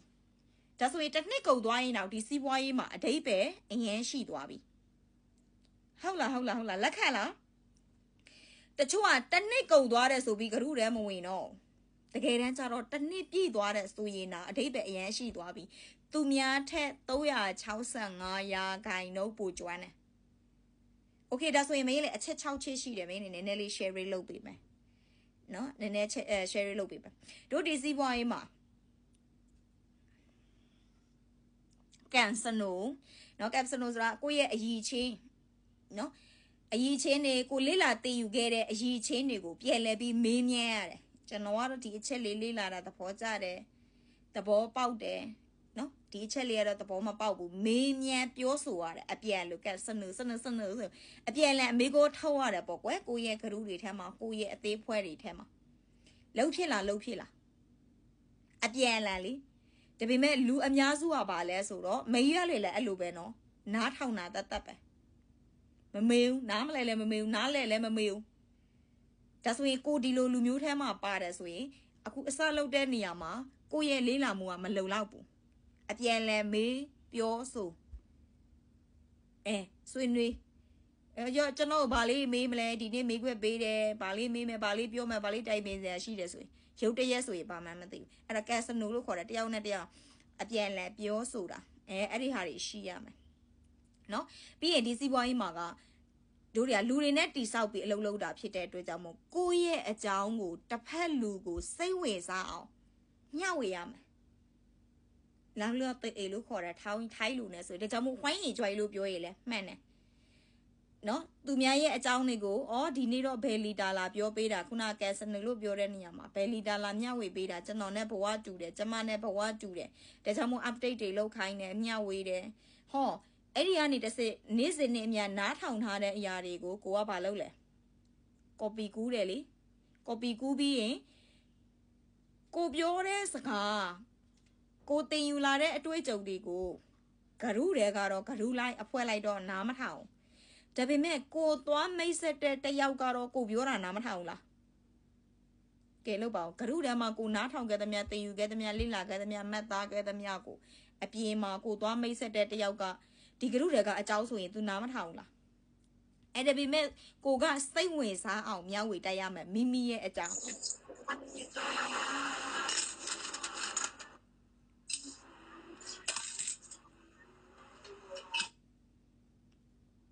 မိမိရဲ့အကြောင်းကိုစိတ်ဝင်စားအောင်မျှဝေတက်ရမယ်နံပါတ်2ကဒုဒီစီပွားရေးမှာကလူတွေကိုအောင်မြင်မှုအရေးချင်းတွေကိုရောင်းတာเนาะဒါအောင်မြင်မှုလူတွေအောင်မြင်လာအောင်เนาะတိုးတက်လာအောင်ကိုယ့်ရဲ့အသေးဖွဲ့ကြီးထွားလာအောင်ဆိုရင်နံပါတ်2ကကိုယ့်ရဲ့အရေးချင်းတွေကိုယ့်ရဲ့အောင်မြင်မှုတွေကိုရောင်းချတာဖြစ်တယ်ဟုတ်လားအသိပညာရဲ့ကိုယ့်ရဲ့အောင်မြင်မှုရဲ့ကိုယ့်ရဲ့အရေးချင်းတွေကိုရောင်းချတာဖြစ်တယ်ကုန်ပစ္စည်းရောင်းချတာတခုတည်းမဟုတ်ဘူးကိုယ့်ရဲ့အောင်မြင်မှုတွေကိုလက်စစ်ကရောင်းချတဲ့အလုပ်ဖြစ်တယ်ကိုယ့်ရဲ့ကျွမ်းကျင်မှုကိုယ့်ရဲ့မှတ်သားမှုကိုယ့်ရဲ့သင်ယူမှုတွေကိုလက်စစ်ကပြီးရောင်းချတာဖြစ်တယ်ဒီတစ်ခုကိုမမေ့ပါနဲ့ဒါဆိုတို့တွေအကုန်လုံးကပါစံပိတ်လို့မရအောင်ဟုတ်လားသင်ယူမှုလိလာမှုမှတ်သားမှုကိုရောင်းချတဲ့အလုပ်ပါဆိုမှပါစံပိတ်နေလို့ရလားနားလေးပဲဝင်နားထောင်လို့ရလားမရတော့ဘူးဒါဒီလိုနံပါတ်1တစ်ချက်ကိုလည်းသိထားရမယ်เนาะတချို့ကကြတော့ဝယ်တဲ့သူတွေနဲ့ပဲတိဆောက်တာလို့ထင်တာငါတို့ကရောင်းရမယ်ပစ္စည်းပဲရောင်းရမယ်လာဝယ်တဲ့သူတွေနဲ့ပဲတိဆောက်ရတယ်လို့ပဲထင်တာတကယ်တော့မဟုတ်ဘူးလာဝယ်တဲ့သူတွေကိုပါတခါတည်း network အဖြစ်နဲ့စီးပွားရေးပါတနာတိဆောက်တာဒါလေးသိထားရမယ် okay နံပါတ်3ကကြတော့ social media တွေတို့တွေသုံးရတာကျွမ်းကျင်ရမယ်တကယ်တမ်းကျရင်လေမရလွေဆိုရင်လေမောင်ငယ်ညီမငယ်တို့ရဲ့တင်လာတဲ့ပို့တွေဆိုမရလွေကြည့်တယ်မရလည်းအရင်တော့လေ social media မသုံးတတ်ဘူး Facebook လည်းမသုံးတတ်ဘူးအဲ့ဒါဘန်ကောက်စီးပွားရေးအကောက်ထဲမှာသွားကြည့်ရင်မဲမဲတဲတဲနဲ့ light တွေလွှတ်နော်ဓာတ်ပုံတွေရိုက်တင်ဒီနေ့ဒီချိန်ထိမရလေတို့ဓာတ်ပုံရိုက်ပြီးတင်နေဆိုတာ light လူချင်းလို့တော့လည်းမဟုတ်ပါဘူး comment လူချင်းလို့လည်းမဟုတ်ပါဘူးမရလေတို့လုံးနေတဲ့အလုပ်ဒီနေ့ခေတ်နဲ့အညီခေတ်ကိုက social media အလုပ်ဖြစ်တယ်အဲကြောင့်မို့တစ်နေ့ကိုအနည်းဆုံးတကယ်စီးပွားရေးမှာခုနကပြိုင်ပွဲဝင်ကစားနေတယ်လို့မျိုးဆိုရင်အနည်းဆုံးကိုယ့်ရဲ့ပို့ဟာ3ချိန်ရှိရတယ်လူတယောက်ကတစ်နေ့ကို3ချိန်ထဲမှာကတော့ဖုန်းကင်ကြတယ်အားရင်ဘာလုပ်ကြလဲအားရင်ဖုန်းခိုးကင်တယ်လေအိမ်သားတဲ့ဝင်ရင်တော့ဖုန်းကင်သွားတယ်မလားစားတော့ဆိုင်လုပ်တဲ့သူတွေအိမ်လုပ်တဲ့သူတွေဘာပဲဖြစ်ဖြစ်လုံးဝမဖုန်းကင်လို့မရရင်ခိုးဖို့အခွင့်အရေးရမယ်ဆိုရင်တော့ဖုန်းကင်တယ်လေဖုန်းကင်တဲ့အချိန်မှာကိုကြောညာစာတင်လို့ရတယ်အဲ့ဒါ social media မှာ Facebook မှာတင်တာတွေ TikTok မှာတင်တာတွေနော် Telegram မှာစာရေးတာတွေစသဖြင့်ကိုနဲ့နှစ်သိရ social media ကိုကအသုံးချရတယ်နံပါတ်4ကကြတော့ကိုယ်တိုင်ခေါင်းဆောင်ဖြစ်အောင်လုပ်ရတယ်ကိုယ်တိုင်ခေါင်းဆောင်ဆိုတာကကိုပြောပြတာကိုမှ downline 300ခေါင်းဆောင်ဆိုတာမရဲလေတို့လိုမျိုးကြီးကြီးမားမားကိုပြောတာမဟုတ်ခေါင်းဆောင်ဆိုတာခေါင်းဆောင်စာမှုပွဲအောင်တောင်ကိုခေါင်းဆောင်လို့ပြောတာမဟုတ်ဘူးကဲစတန်အချိန်ကြပြီဆိုလို့ရှိရင်လည်းကိုယ်တိုင်ဥဆောင်ပြီးတော့မှဟေးစတန်အချိန်ကြပြီနော်အစိတ်သေးဖြစ်ကြပြီလားနော်ဘသူရေးအစိတ်သေးဖြစ်ပြီလားပုံတွေပို့တာလှစ်တွေပြန်ပြီးတော့လှစ်အသိယူတာနော်မရဲနေတာလှစ်ယူလို့မရဘူးလားโอเคနော်လှစ်တွေအသိယူတယ်ကိုရဲ့လှစ်တွေကိုကိုဆွဲထည့်ပြီးတော့ဟုတ်လားလှစ်တွေပြန်ပြီးတော့ကိုရဲ့ downline တွေစီကိုပို့သွားတယ်ခဏနေစုံကြမယ်နော်မရဲလေ downline တော့မဝင်လာဘူးလားမသိခုနကပဲမရဲလေပြောခဲ့တာနော်လှစ်တွေအစ်စ်တွေသူတို့ကိုပို့သွားပေးတာအစားသဖြင့်ပေါ့ဟုတ်လားစုံကြမယ်နော်လူရေရောကိုရဲ့အသေးဖွဲ့ brown အသေးဖွဲ့အရင်တော့ဆိုလို့ရှိရင်မရေတို့ brown အဖွဲ့ဆိုပြီးနာမည်စည်ရေးခိုင်းတယ် brown ကနေလေဒါမှမဟုတ်မိမိကိုယ်တိုင် brown မဖြစ်သေးဘူးဆိုမိမိက executive ဆိုရင်မိမိဟာဘယ် brown ကနေစင်သက်လာလဲ9ရက်နာမည်စည်ရင်ကပဲမလဲ9ရက်နာမည်စည်ရင်ကိုရေးတယ်နော်ဒါတော့ကိုမနဲ့ကိုလိုက်လို့ဟာလားကိုယ်တိုင်ခေါင်းဆောင်ဖြစ်အောင်ကိုလုပ်ရတယ်နော်အဲ့တော့သေချာတဲ့ဒီစီးပွားရေးမှာဟောအဖွဲလိုက်ရောင်းတာတော်တချို့ဆိုလို့ရှိရင်ရောင်းတာအရင်တော်ကြတယ်အဖွဲလိုက်ရောင်းကြတယ်လေရောင်းတာတခုတည်းတော်တာမျိုးမဟုတ်ပဲနဲ့နော် system နဲ့အသုံးချတာလဲတော်ရတယ်အရင်တော့ဆိုရင်ရောင်းတဲ့သူပဲတော်တော့ရေရှည်သွားလို့မရအောင် ရေရှည်သွားလို့မရဘူးเนาะရောင်းတဲ့သူတွေပဲရကြတယ်နောက်ထပ်ဝင်လာတဲ့သူ network တိဆောက်လို့မရအောင်ဒါကြောင့်မို့အခု system တီမောင်ငယ်ညီမငယ်တို့နောက်ထပ်ခင်းနေညီပြောင်းပေးလိုက်တယ်အခုဆိုရင်ရောင်းတဲ့လက်လီအမြတ်တွေကို website ကနေเนาะ system ကနေပြောင်းပေးလိုက်တယ်ဒါလက်လီအမြတ်တွေများပို့ရတယ်အဲ့တော့မင်းတို့ကဒီမှာက network တိဆောက်တာဖြစ်တဲ့အတွက်ကြောင့်မို့ကိုယ်တိုင်ရယူတစ်ခုတည်းနဲ့မဟုတ်ပဲနဲ့ system နဲ့သွားရင်တော့အဖွဲလိုက်အောင်မြင်တယ်ပေါ့ကိုရဲ့ G1 လည်းအောင်မြင်တယ် G2 လည်းအောင်မြင်တယ် G3 လည်းအောင်မြင်တယ်เนาะအကုန်လုံးကိုတင်ပေးစရာမလိုပဲနဲ့ကိုပဲလမ်းကြောင်းညှော်ပေးလိုက်ရင်ဒီကြောက်တဲ့ဒီချိန်ဆိုပြီးတော့เนาะဒါဒီ system ကိုအသုံးချလိုက်ရင်ကိုပြောစရာမလိုဒီနေ့မရလေပြောပေးတယ်ဒီလိုပဲနောက်နေ့ကျရင်နောက်လီတာပြောပေးတယ်မနေ့တော့လည်းလီတာတယောက်ပြောပေးတယ်ဒီစတက်အပ်ထဲမှာပဲဖြစ်ဖြစ်တင်ယူတဲ့နေရာမှာကိုကအသုံးချတတ်ဖို့ပဲအဲ့ဒီအခုဒီနေ့ပြောပြပေးနေတဲ့သူမောင်ငယ်ညီမငယ်တို့ပတ်စံပေးစရာလို့လားဘရောက်အထက်မှာလဲကိုစရာလေးကိုပတ်စံပေးစရာမလို့ဟုတ်တယ်မလားအဲ့တော့ပတ်စံပေးစရာမလို့ပဲလာပြီးလက်စိတ်ကဲပြောပြပေးတဲ့သူကိုအသုံးချတတ်ဖို့ပဲဒီ system ကိုအသုံးချတတ်ဖို့ပဲလို့တာနံပါတ်4မှာလေအဲ့တော့ကိုရဲ့အသင်းဖွဲ့တွေနဲ့ online meeting တွေလုပ်မယ်ဆွေးနွေးတာတွေလုပ်မယ်တော့တယောက်ကိုဘာတွေလုပ်ကြမလဲစီမံခန့်ခွဲတာတွေလုပ်မယ်ဟောရေတိုမှာအခုကိုဝင်လာပြီexecutive ဖြစ်တဲ့ဘယ်နှလားရှိပြီလဲရေတိုဝင်ငွေရအောင်ကိုလုပ်မယ်ရေလန့်ဝင်ငွေရအောင်ဘယ်ဒေါင်းလိုင်းကိုဘယ်လိုမျိုးရတူရအောင်ကိုညီမယ်ရေလန့်ဝင်ငွေရအောင်လုပ်မယ်ရေရှိမှာတစ်လောက်ကို3သိန်းဟိုတစ်လောက်ကို3သိန်းဆိုလို့ရှိရင်မြန်မာငွေမလွယ်ဘူးနော်9000ကို300ဆိုတော့တစ်လောက်ကို330လောက်ရှိတယ်နောက်အဲ့ဒီ330ကနောက်နှစ်အနည်းငယ်ဆိုလို့ရှိရင်မသေးချဘူးနော်ရွှေတစ်ချက်ဖြစ်နေမှာအခုတောင်မှ4000ခွဲကိုရွှေတစ်ချက်ဆိုရင်နောင်ကြလို့ရှိရင်3သိန်းကိုရွှေတစ်ချက်ဖြစ်နေဘယ်လိုလုပ်မလဲမသိဟုတ်တယ်နော်3သိန်းကိုရွှေတစ်ချက်ဖြစ်နေဘယ်လိုလုပ်မလဲအဲ့တော့ပြောချင်တာကအခုကလေးကနေရေရှည်အတွက်ကိုကြိုတွေးပြီးအလုပ်လုပ်နော်နံပါတ်5ကဒိုးတွေရဲ့စီးပွားရေးတည်ပန်းနိုင်နဲ့အလုပ်လုပ်ရတဲ့စီးပွားရေးတာကန်နဲ့အလုပ်လုပ်ရတဲ့စီးပွားရေးဖြစ်တဲ့အတွက်ကြောင့်နားလည်ရမယ်ဒါကြောင့်မို့တို့စတက်အထက်မှာရီမတ်ချင်းနဲ့ပန်းနိုင်ဆိုပြီးတင်ပေးတာဖြစ်တယ်နံပါတ်6ကြော်တက်သွားမှမြင်လေးနော်နံပါတ်6ကကြတော့အကုန်လုံးကတော့အစကနေပြီးတော့စတင်ရတာပဲအကုန်လုံးစီးပွားရေးလူတိုင်းအစကနေစတင်ရတာပဲအဲ့ဒီလိုစတင်တဲ့အချိန်မှာအရေးတကြီးလိုအပ်တာအခုမောင်ငယ်ညီမငယ်တို့ဂရုထဲမှာမနေ့တနေ့ကပဲဝင်ခဲ့သည်ဖြစ်စေလော်ခဲ့တဲ့6လကပဲဝင်ခဲ့သည်ဖြစ်စေဘယ်ချိန်တော့ဝင်ခဲ့သည်ဖြစ်စေအခုဒီလရှယ်ယာဝင်ထားတဲ့သူလိုမျိုးထားပေးလို့ရမလားဒီလရှယ်ယာဝင်နေလိုမျိုးသဘောထားဒါဆိုရင်မင်းတို့လိုအပ်တဲ့ချက်နောက်ဆုံးနံပါတ်6မှာပြောမယ်အဲ့ဒါအဓိက main ကတော့မိမိကိုယ်ကိုယုံကြည်မှုပဲဒီစီးပွားရေးမှာငါလိုသူများတွေအောင်မြင်နေတယ်ဆိုတာမောင်ငယ်ညီမငယ်တို့ကသိတယ်မသိတာမဟုတ်သိတယ်ဒါပေမဲ့မသိကြိုးကြော်ပြူတာမြင့်ကွယ်ပြူတယ်ကွယ်မိမိကိုယ်ကိုယုံကြည်မှုတွေအားနေဘယ်စီးပွားရေးမှလုပ်လို့မရအောင်သူများနိုင်ငံမှာလည်းနေလို့မရအောင်ဒါပေမဲ့မေးရလည်းကပြောချင်တယ်တို့တွေကအကုန်လုံးသူများနိုင်ငံရောက်နေတာဖြစ်တဲ့အတွက်ကြောင့်မို့ကိုကိုယုံကြည်မှုကတော့ရှိပြီးသားပဲအဲ့ဒါပေမဲ့အဓိကမိတ်ဒီစီးပွားရေးမှာအစလုပ်တဲ့သူတွေအနေနဲ့ကိုယုံကြည်ရမယ်လက်တွေ့လှုပ်ဆောင်တဲ့နေရာမှာအားတာရမယ်တို့အခွင့်အရေးရတယ်ကွယ်နေစားလုပ်ရေးနဲ့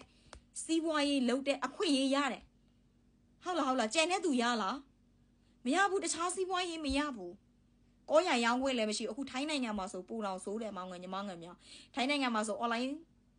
ဈေးတွေအခုမောင်ငယ်ညီမငယ်တို့ online မှာမြင်နေကြပဲဟုတ်တယ်မလားဒါပေမဲ့ငါတို့အခုဒီအလုပ်ကိုကကြတော့ငါတို့ online ထဲကနေငါတို့လုပ်ကြတာဖြစ်တယ်အဲ့တော့ကိုယုံကြည်မှုရှိနဲ့သူများတွေလည်း online ကနေသွားလို့ရတယ်ဆိုရင်ငါတို့လည်း online ကနေကြီးစီးပွားရေးလုပ်လို့ရတယ်လက်တွေ့လုံးဆောင်တဲ့နေရာမှာကျွမ်းကျင်ရမယ်နော်အဲ့တော့တို့တွေဒီမှာစီးပွားရေးလုပ်ကြတာနော်ပြီးရင်ကလေးတွေနဲ့စီးပွားရေးလုပ်ကြတာမဟုတ်ဘူးအကုန်လုံးရှင်းနေဖြစ်တယ်ကစားလို့မရအောင်သူများရဲ့အချိန်တွေတင်ပေးတဲ့သူတွေကိုလည်းပဲတင်ပေးတဲ့သူစိတ်ထဲကြတယ်တင်ပေးတဲ့သူကိုလည်းပဲကစားလို့မရအောင်ဝင်လာတဲ့သူလည်းကိုရှယ်ယာဝင်ပြီးလက်တွဲပြီးဝင်လာတယ်မြန်မာငွေနဲ့ဆို330ရှိတယ်ကစားလို့ရလားသူများရဲ့အချိန်တွေသူများရဲ့ရီမန်းချက်တွေသူများရဲ့ချွေးနှဲစာဝင်ငွေတွေ အဲ့တော့ကစားသလိုသွားလို့မရဘူးဒီစီးပွားရေးอ่ะဒါကြောင့်မလို့မရလင်ကမရလင်တို့ကိုလက်တွဲလာပြီးဝင်လာကြတဲ့ကမရလင် executive မှာကြတဲ့ကပေါ့နော်မရလင်ရဲ့ downline နေဆိုမရလင်တအားသိတာငါ downline နေလာမထီနဲ့အဲ့လိုမျိုးလေးဟိုအသေးဖွဲဆိုလောဘကြီးတဲ့လောဘနဲ့ပြောမှဆိုလောဘကြီးတယ်ပေါ့ကွယ်အဲ့လိုစကားလိုမျိုး okay ဒါဆိုရင်ဟုတ်ပြီအခုဒါမရလင်ကတော့ network marketing အကြောင်းရှင်းပြပေးတာအဲ့တော့ကျန်တဲ့ပြဿနာနော်မရလေခေါင်းစဉ်ပေးထားတာကမိမိရဲ့ပြဿနာနဲ့ပတ်ဝန်းကျင်ရဲ့ပြဿနာလို့ပြောတယ်ကိုတော့ယုံကြည်တယ်လက်တွေ့လဲလုပ်တယ်ကျွန်တော်တို့ကတော့မကစားဘူးကစားသလိုမသွားဘူးနေစဉ်ဝင်နေနေလည်းပဲလဲဝင်နေညနေပဲလဲဝင်နေဒါပေမဲ့ဘာပြဿနာကြုံလဲဆိုလို့ရှိရင်မိမိရဲ့ပြဿနာကြုံတယ်အဲ့ဒါရေရှည်သွားလို့မရအောင်ပတ်ဝန်းကျင်ရဲ့ပြဿနာကြုံတယ်ဒါဆိုရင်ရေရှည်သွားလို့မရအောင်ဒါဆိုရင်အခုဒီအကြောင်းအရာတွေကိုမောင်ငယ်ညီမငယ်တို့လောက်ပဲမဟုတ်ဘူးမေယူရလွင်ကိုယ်တိုင်လဲကြုံခဲ့တယ်ဒါကတော့ကိုယ့်ဘာနဲ့ကိုစောစောကနံပါတ်1ထိတ်ဆုံးမှာမင်းနဲ့ပြောထားတယ်မိုင်းဆန်နဲ့ဆိုင်တယ်မိုင်းဆန်နဲ့ဆိုင်တယ်မိုင်းဆက်ကိုကောင်းမွန်အောင်လုပ်တာအလုံးရဲ့အချက်လက်ကတော့ဒီကရုထဲမှာတင်မိုင်းဆက်ကိုပြုပြင်ခုနကနံပါတ်5မှာပြောတဲ့ပန်းနိုင်ကိုအရောက်သွားဖို့ဒိုးတွေနေ့စဉ်နဲ့အများကြုံတဲ့မိမိရဲ့ပြဿနာဘာတွေရှိမလဲကဲလေးလာကြည့်ကြရအောင်ကဲအဲ့တော့အခုထိမရက်လေးပြောလာတာကိုနားလဲသဘောပေါက်တယ်ဆိုရင်နံပါတ်3ခဏလေးတွေရိုက်ပေးပါဦးရှင့်အခုချိန်ထိမရက်လေးရှင်းပြလာတယ်ပြောပြလာတဲ့အကြောင်းအရာတွေကိုနားလဲသဘောပေါက်တယ်ဒန်းတူနားထောင်နေတယ်လိုက်တွေးနေတယ်ဆိုရင်နားမလဲရင်နောင်နေမရက်လေး share ထပ်ပြီးလုပ်ပေးမယ်နော်အခုကတော့မောင်ငယ်ညီမငယ်တို့လုပ်နေတဲ့ network marketing ရဲ့အကြောင်းအရာ6ချက်ကိုမရက်လေးမျှဝေတယ်အဲ့ဒါပေမဲ့အခုလက်ရှိကြံနေတဲ့အချိန်မှာမရက်လွင်ကမိမိရဲ့ပြဿနာဘာတွေရှိလဲဆိုတာကကိုယ့်ရဲ့ mindset နဲ့ဆိုင်သွားပြီဒါဆိုရင်မင်းလည်းခုနပြောပြတဲ့အစကိုပြန်သွားတာနော်ဟုတ်ပြီအခုချိန်မှာ mindset ကဘာတွေလို့လဲဆိုတော့တချို့လူတွေစိကိုတိုင်ကကိုအစိုးမြင်တာငါကတော့အောင်မြင်နိုင်မှာမဟုတ်ဘူးသူများတွေပဲအောင်မြင်တယ်ဒါကြောင့်မလို့စွန်းသွားတာမင်းလည်းအရှိမပြောသွားတဲ့အချက်ထဲမှာပါတယ်ကိုတိုင်ကနောက်ဆုတ်သွားတာပြီးရင်အိမ်မဲမရှိဘူးနော်ဘဝမှာဘာဖြစ်ချင်တယ်ဆိုတော့အိမ်မဲမရှိမင်းလည်းဖြစ်ချင်တာပေါ့မင်းတို့မှာဖြစ်ချင်တာရှိလို့လေဒီနေ့ဒီနေရာကိုရောက်ခဲ့တယ်မင်းလည်းရဲ့အိမ်မက်ကမိသားစုကိုတကယ်ကောင်းကောင်းမွန်မွန်ထားချင်တာမိသားစုမင်းလည်းအဖေနဲ့အမေမသိခင်နော်အိမ်ကောင်းကောင်းနဲ့ထားချင်တယ်မင်းလည်းရဲ့ဝိုင်းရင်ချိုင်းမှာအမြဲတမ်းပါတယ်မင်းလည်းတို့ဒီလက်သမားဖြစ်တဲ့အတွက်ကြောင့်မို့လို့လက်သမားရဲ့မိသားစုဝင်တွေဒီအိမ်ကောင်းနဲ့မနေရဒါကြောင့်မရက်လေရဲ့အိမ်မက်အတိုင်းမရက်လေရဲ့အဖေနဲ့မေကိုအိမ်အကြီးနဲ့ထားတယ်ဘေးနေစရာတော့မျက်လုံးပြူးတယ်ကျမနော်မရက်လေတခါမှဘေးတွေကိုမယုတ်တတ်တဲ့သူလမ်းကြုံလို့ဘေးတွေမေးတာမဟုတ်ပဲနဲ့အဖော်လေးလိုက်သွားပေးတာတောင်မှမရက်လေမျက်နှာကိုစစ်စစ်ကြည့်ပြီးတော့ပြောတယ်ဘေးတွေဆရာမကဘေးတွေဆရာမတော့မဟုတ်ဘူးပေါ့ကွယ်ဒီ तू ကရုပ်ရည်ကိုကြည့်ပြီးပြောတာလားဘာလားတော့မသိဘူးဆရာလေးပေါ့နော်အမေရက်လေအဖော်လိုက်သွားပေးတာကိုလဲဝါသနာလဲမပါဘူးဒါပေမဲ့မရက်လေမျက်နှာစစ်စစ်ကိုကြည့်ပြီးမိဘတွေကိုနန်းတော်တမြခန်းနာတဲ့အိတ်ကြီးနဲ့ထားရတယ်မေးလေအဲ့တော့အနေနဲ့အဲ့တော့ဒါမေရက်လေရဲ့ရီမန်းချစ်အိမ်မက်ထားချင်တာအဲ့ဒါဖြည့်ဆည်းခဲ့ပြီးဆက်ဆက်စမောလုပ်တဲ့တစ်တန်းဆက်ဆက်စမောရင်ဝင်းငွေနော်ပြီးရင်မေရက်လေ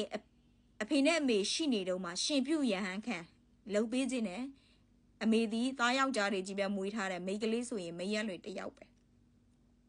အဲ့ဒါမရက်လွင်မိန်းကလေးတယောက်အနေနဲ့မရက်လွင်ရဲ့ပတ်စံနဲ့လှုပ်ပေးနိုင်ခဲ့တယ်ဒါမရက်လွင်ရဲ့အိမ်မက်တွေပဲအဲ့တော့စီးပွားရေးစားလုပ်တဲ့နေရာမှာလက်ရှိဒီဂရုတွေကသူတွေကိုအိမ်မက်ကိုပြန်ရှာပါအိမ်မက်လို့တယ်ဒါဟာသိရဲ့ပြဿနာပဲအိမ်မက်မရှိဘဲနဲ့ဂရုတဲ့ဝင်ထွက်အပေမန်းခန့်စကားပြောဆိုစူးစမ်းနေလို့ဒီစီးပွားရေးလမ်းကြောင်းမှာရှောက်လို့မရအောင်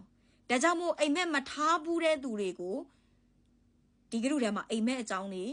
ညောဆိုဖွေးပြတာပါနော်မတွေးဘူးတာပြဿနာမဟုတ်ဘူးတွေးဘူးလာအောင်အိမ်နဲ့အကြောင်းတွေရည်ညောပြီးတော့ပြောပေးတာဖြစ်တယ်โอเคဆက်သွားကြမယ်ဒါဟာမိတ်ဆွေတို့ရဲ့ပြဿနာမိတ်ဆွေတို့မှာအိမ်မက်ရှိသည်မရှိသည်မိတ်ဆွေတို့ရဲ့ပြဿနာမောင်ငယ်ညီမငယ်တို့ရဲ့ပြဿနာဟုတ်လားအချိန်မရှိတဲ့ပြဿနာဟုတ်လားမတက်တဲ့ပြဿနာမိတ်ဆက်မရတဲ့ပြဿနာဒီပြဿနာတွေကမောင်ငယ်ညီမငယ်တို့နေတိုင်းကြုံတယ်ဂရုထဲမှာလူမရှိကိုမိတ်ဆက်လိုက်တဲ့သူဂရုထဲကိုမဝင်တာနော်ကိုရဲ့ဝင်လာတဲ့သူတွေကရှယ်ယာမပိတ်တာအသေးဝင်တဲ့သူရှယ်ယာမပိတ်ဘူးဂရုထဲထဲတဲ့သူကလည်းအသေးမဝင်နော် ပြောရမှာဆိုရင်လေးလာတဲ့သူကအသေးမဝင်အသေးဝင်တဲ့သူကလည်း share မပိတ်ဘူး share ပိတ်တဲ့သူကလည်း group ထဲကိုမဝင်ဘူး group ထဲဝင်တဲ့သူကြတော့လည်းကိုယ်စကားနားမထောင်အမျိုးမျိုးပေါ့နော်ကိုမှရှင်းပြဖို့ဒါဝိုင်းနေရစူးစမ်းတယ်ကျမမှစူးစမ်းဖို့အချိန်မရှိဘူးဒါမိမိရဲ့ပြဿနာအချက်လက်တွေမသိဘူးကုမ္ပဏီရဲ့အချက်လက်တွေအုံနောက်ထဲမှာမကျန်ဘူးဒါမိမိရဲ့ပြဿနာဘာကြံသေးလဲစကားမပြောရဲဘူးကြောက်တယ်ရှက်တယ်ဒါတွေလည်းမရက်လေတို့မှရှိတယ်မအောင်ဒါတွေကကိုယ့်ရဲ့ပြဿနာတင်တန်းနေတက်ဖို့ပတ်စံမရှိဘူးအခုဆိုတင်တန်းနေတက်နေတဲ့ကာလထိုင်းမှာဆိုရင်လေဒါမိမိရဲ့ပြဿနာပဲမလဲရဲဘူးမတော်ရဲဘူးမရက်လေပြဿနာအဲ့ဒါအရင်တော့ကလေကိုယ်တိုင်ကြုံတာထိုင်းစကားမတက်ဘူးဒါမရက်လေရဲ့ပြဿနာအဲ့ဒီမိမိရဲ့ပြဿနာအရာအလုံးကြော်ဖြတ်ရတယ်ရှင်ဘာလို့လဲဆိုတော့ကိုယ့်ရဲ့ပြဿနာကိုကိုယ်တိုင်ကြော်ဖြတ်မှသူများရဲ့ပြဿနာကိုကိုဘလို့ကြော်ဖြတ်ခဲ့တယ်လဲဆိုတာပြန်ပြောပြတဲ့အတွေ့အကြုံကိုရောင်းစားရမှာโอเคเนาะမိမိရဲ့ပြဿနာအထိနားလဲပြီလားအဲ့တော့မောင်ငယ်ညီမငယ်တို့မှာမိမိရဲ့ပြဿနာဘာရှိတယ်လဲစကားမပြောရတာလားရှက်တာလားကြောက်တာလား Facebook မတုံးတက်တာလားမိတ်ဆက်မတက်တာလားအချက်လက်တွေမမှတ်သားတတ်တာလားမှတ်ဉာဏ်မကောင်းတာလားအချိန်မရတာလားတထေးတွေသဘောမတူတာလားမိဘသဘောမတူတာလားယောက်ျားသဘောမတူတာလားမိန်းမသဘောမတူတာလားရှိတယ်တချို့ဆိုရာဒူးတော်ရနေပြီပတ်စံတော်ရနေပြီအခုချိန်ထိမိန်းမသဘောမတူပတ်စံလေးမေးပြီးယူနေတဲ့သူစောစောအိမ်မက်မရှိတော့နော်โอเคအဲ့ဒီအရာကိုပြန်သွားရေးပါမောင်ငယ်ညီမငယ်တို့မှာမိတ်ဆက်ဖို့ကြောက်တာလားဘယ်ပြဿနာရှိလဲကိုယ့်ရဲ့ပြဿနာကိုကိုယ့်ရဲ့စာအုပ်မှာချရေးပါဒါမရဲလေပေးတဲ့အိစာနော်နားပဲထောက်ခိုင်းတာနော်ကိုယ်ဗန်နဲ့ကိုပြန်ပြီးတော့မှတုတ်တက်မယ်ဟုတ်ပြီပတ်ဝန်းကျင်ရဲ့ပြဿနာလေးပြောပြမယ်မောင်ငယ်ညီမငယ်တို့နေ့စဉ်ကြုံတွေ့နေတဲ့မောင်ငယ်ညီမငယ်တို့ကိုရလတ်မရဖို့မိတ်စာတွေလိုမျိုးအရှိမတားဆီးနေတဲ့ပြဿနာကပတ်ဝန်းကျင်ရဲ့ပြဿနာပဲအဲ့ဒီပြဿနာကဘာလဲဆိုတော့ကိုလုံးနေတာကိုအစိုးမြင်တာတိုင်နဲ့နေတဲ့သူတငယ်ချင်းတခန်းနဲ့နေတဲ့လှုပ်ဖို့ကြိုက်ဖက်အစိုးမြင်တာအငင်းပွားတာအဲ့ဒီစီးပွားရေးနဲ့ပတ်သက်ပြီးငါလှုပ်ဖူးတယ်ဘာဖြစ်တယ်ညာဖြစ်တယ်ဆိုပြီးတော့အငင်းပွားတာကိုမိတ်ဆက်လိုက်တဲ့သူကအငင်းပွားတာနေ့ကိုတနာလို့နေပဲလှုပ်နေထောင်ပြီးနေပဲလှုပ်အငင်းပွားတာတငယ်ချင်းတွေကကိုနောက်ဆုတ်သွားတာရှိလားမသိဘူးဆွေမျိုးတွေကစောင့်ကြည့်တာနော်မအောင်မြင်မှာကြောက်တယ်ဟုတ်လားတချို့ကကြတော့လည်းပဲနော်နေ့ကိုတနာလို့ဆိုပြီးတော့သူတို့ရဲ့အတ္တနဲ့ဆွဲချတဲ့သူတချို့ကလည်းပဲကိုသူတို့ထက်လှပပြီး Facebook တွေမှာတင်နေဆိုလို့ရှိရင်အတနုမတ်နဲ့မုံတီးတဲ့သူဒါပတ်ဝန်းကျင်ရဲ့မုံတီးတဲ့သူဟုတ်လားကဲရဲတဲ့သူစောက်ကြည့်တဲ့သူအမြဲတမ်းဝေဖန်ပြောဆိုတဲ့သူအဲ့ဒီထဲမှာတချို့ဆိုရင်အကျွေးရှင်တွေလည်းပါတယ်ဒါမိမိရဲ့ပတ်ဝန်းကျင်ထဲမှာတချို့ဆိုရင်အကျွေးရှင်နေတယ်ငါအကျွေးကြတော့မဆက်ဘူးစီးပွားရေးကြတော့လုပ်တယ်သွားပြီးဒီစီးပွားရေးရဲ့သိရနဲ့ချီပြီးလောက်ရတာမဟုတ်ဘူးလေနော်စီးပွားရေးကြတော့လုပ်တယ်ဆိုပြီးတော့ငါအကျွေးကြတော့လာမဆက်ဘူးဆိုပြီးအကျွေးရှင်တွေကခဏနောက်ရှစ်တော့ဒီစီးပွားရေးထက်မှာရှယ်ယာဝင်ထားပြီးတော့ညာလဲနော်စီးပွားရေးလုံးနေတဲ့ဂရုတဲကိုလုံးနေတော့ညာလဲပဲသူတို့ရဲ့ပတ်ဝန်းကျင်မှာအကျွေးတောင်းတာထိုးနေတာဟုတ်လားအဲ့ဒီပတ်ဝန်းကျင်ရဲ့ပြဿနာပြီးရင်တချို့ဆိုရင်တထေးနော်တထေးတွေကဒီစီးပွားရေးကိုလုံးနေတာကိုတီးသွားတဲ့အချိန်မှာတထေးတွေကသူတို့အလုပ်ကိုလုံးနေပြီးတော့စီးပွားရေးလုံးနေတယ်လို့သိရင်ဘယ်တထေးမှလက်မခံဘူးအဲ့ဒါဟာမိရလွယ်ကိုယ်တိုင်လဲကြုံခဲ့တယ်ဒီအရာတွေအကုန်လုံးမိမိပြဿနာလို့ခေါ်တယ်မိရလွယ်ရဲ့ကိုတွင်းထက်ကကြောက်တဲ့စိတ်ရှစ်တဲ့စိတ်မလုံတတ်တဲ့စိတ်မအောင်မြင်မှာတွေးကြောက်တဲ့စိတ်ကိုတွေးပြဿနာအချိန်မရတဲ့စိတ်ကိုတိုင်ကိုရဲ့စိတ်တွေကလာတဲ့ဟာကိုလဲကိုရဲ့ပြဿနာကြုံတလို့ပတ်ဝန်းကျင်ရဲ့တငယ်ချင်းတွေမိတ်ဆွေပေါက်သွေးဆွေမျိုးနော်စသဖြင့်စောက်ကြည့်တဲ့သူမုံတီးတဲ့သူဝေဖန်တဲ့သူအပြစ်တင်တဲ့သူတနာတဲ့သူဟောမင်းတို့လည်းထထောက်ရဆိုရင်တိုက်ခိုက်တဲ့သူအဲ့ဒီလူတွေကအစတထေးတွေကအစမင်းနေကြုံတယ်ဒါမင်းတို့ဒီနေ့ဒီချိန်6နှစ်တာကာလပန်းနိုင်ရှောင်းလန်းတဲ့နေရာမှာဒါဆိုရင်ဒီပြဿနာတွေကိုမောင်ငယ်ညီမငယ်အခုလက်ရှိဘလို့အုပ်စုတွေမှာဘာတွေရှိနေလဲခွဲခြားပြီးတော့စာအုပ်ထဲမှာရေးထား မေရလေနောက်ထပ်အစီအစဉ်တွေမှာကြုံတဲ့အခါကြလို့ရှိရင်မေရလေနဲ့အမေအဖြစ်နဲ့ကြောက်စိတ်ဖြည့်ရှင်းနီးဆိုပြီးခေါင်းစဉ်နဲ့လာတဲ့အခါကြလို့ရှိရင်မေရလွင်ကဟာလာမောင်ငယ်ညီမငယ်တို့ကိုဟာလာဒီခေါင်းစဉ်နဲ့ပတ်ဝန်းကျင်ရဲ့ပြဿနာတွေကိုဘလို့ဖြည့်ရှင်းမလဲဆိုပြီးတော့ဟာလာနောက်နေ့တွေမှာမေရလွင်ကဆက်လက်ပြီးမျှဝေပေးမှာဖြစ်တယ်ကဲဒါဆိုရင်တော့ဒီနေ့အစီအစဉ်မှာနားလည်သဘောပေါက်တယ်ကြိုက်နှစ်တစ်တယ်ဆိုလို့ရှိရင်နံပါတ်6ကဏ္ဍလေးတွေရိုက်လာပေးပါမေရလွင်အခုဒီနေ့အစီအစဉ်ကကြတော့မိမိရဲ့ပြဿနာပတ်ဝန်းကျင်ရဲ့ပြဿနာနှစ်မျိုးကိုကိုယ်တိုင်ဘာကြောင့်တက်လန်းမရှိတာလဲဆိုတာကိုခွဲထုတ်ဖို့အိမ်စာပေးလိုက်ပါတယ်ခြာရေးကြီးမှတာလီတီမှာဖြစ်တယ်ငါရဲ့ပြဿနာဘာရှိလဲငါပတ်ဝန်းကျင်ရဲ့ပြဿနာကဘာရှိလဲဆိုတာကိုကိုယ်တိုင်တိတိကျကျတီမှအဲ့ဒီအဖြေကိုရှာလို့ရမယ်ဒါဆိုရင်တော့ဆော့ဆော့က mindset ဆိုတဲ့အရာကိုပြန်သွားမယ်အဲ့ဒီ mindset ကိုပြန်သွားမယ်ဆိုရင်ကောင်းမွန်တဲ့ mindset ရှိရင်ကိုယ့်ရဲ့ပြဿနာကိုလည်းကြော်လွှားနိုင်တယ်လို့ကိုယ့်ရဲ့ပတ်ဝန်းကျင်ကပြဿနာကိုလည်းကြော်လွှားနိုင်တယ်ဒါဆိုရင်လူဆိုတာကအုံနောက်ကတဲ့လူတိုင်းကအုံနောက်ပါတယ်တဲ့ဒါပေမဲ့အတွေးခေါ်ကောက်ကောက် mindset ကောက်ကောက်ကတဲ့ရှိတဲ့သူอ่ะပေါ့နော်အတွေးခေါ်ကောက်ကောက် mindset ကောက်ကောက်ရှိတဲ့သူမီးလောင်ပြီးအရာဝိတ္ထုတစ်ခုရှုံသွားတယ်ဆိုရင်တော့ mindset ကောက်ကောက်ရှိတဲ့သူကပတ်စံတစ်ချက်ကျန်နေဆိုရင်တော့တက်တန်းပြန်ရှာနိုင်တယ်တဲ့ဟော mindset မကောင်းတဲ့သူအုံနောက်တော့ရှိတယ်ဒါပေမဲ့သူ့မှာတက်တန်းဘက်ပိုင်ဆိုင်ထားတဲ့ဆိုရတောင်မှသူ့ရဲ့အုံနောက်နဲ့တန်းဆယ်ချီမရှာနိုင်ဘူးတဲ့ဒါကြောင့်မို့ဒီနေ့အခုမရက်လေးပြောပြတဲ့ခွဲပြတဲ့အကြောင်းအရာကိုသိတယ်။မောင်ငယ်ညီမငယ်တို့ mindset ကောင်းတယ်ဆိုရင်ဒီနေ့ကရုတက်ကမိသားစုဝင်တွေကနော်တော်တဲ့သူတွေမဟုတ်ဘူးတက်တဲ့သူတွေမဟုတ်ဘူးဆိုရင်တော့ကိုယ့်ရဲ့ mindset တွေကိုတွေးရင်းနဲ့တန်းချီဝင်ငွေဆက်စမောမှာတူးဖော်ယူလို့ရပါတယ်လို့ပြောရင်းနဲ့ညီကုန်းချုပ်အပ်ပါတယ် MC ကိုပြန်ပြီးမှတ်အပ်ပါတယ်ရှင်ဒီနေ့အစီအစဉ်မှာကြိုက်နေတဲ့သဘောကျတယ်ဆိုရင်နံပါတ်6ကဏ္ဍလေးတွေရိုက်လာပေးပါအောင်ရှင်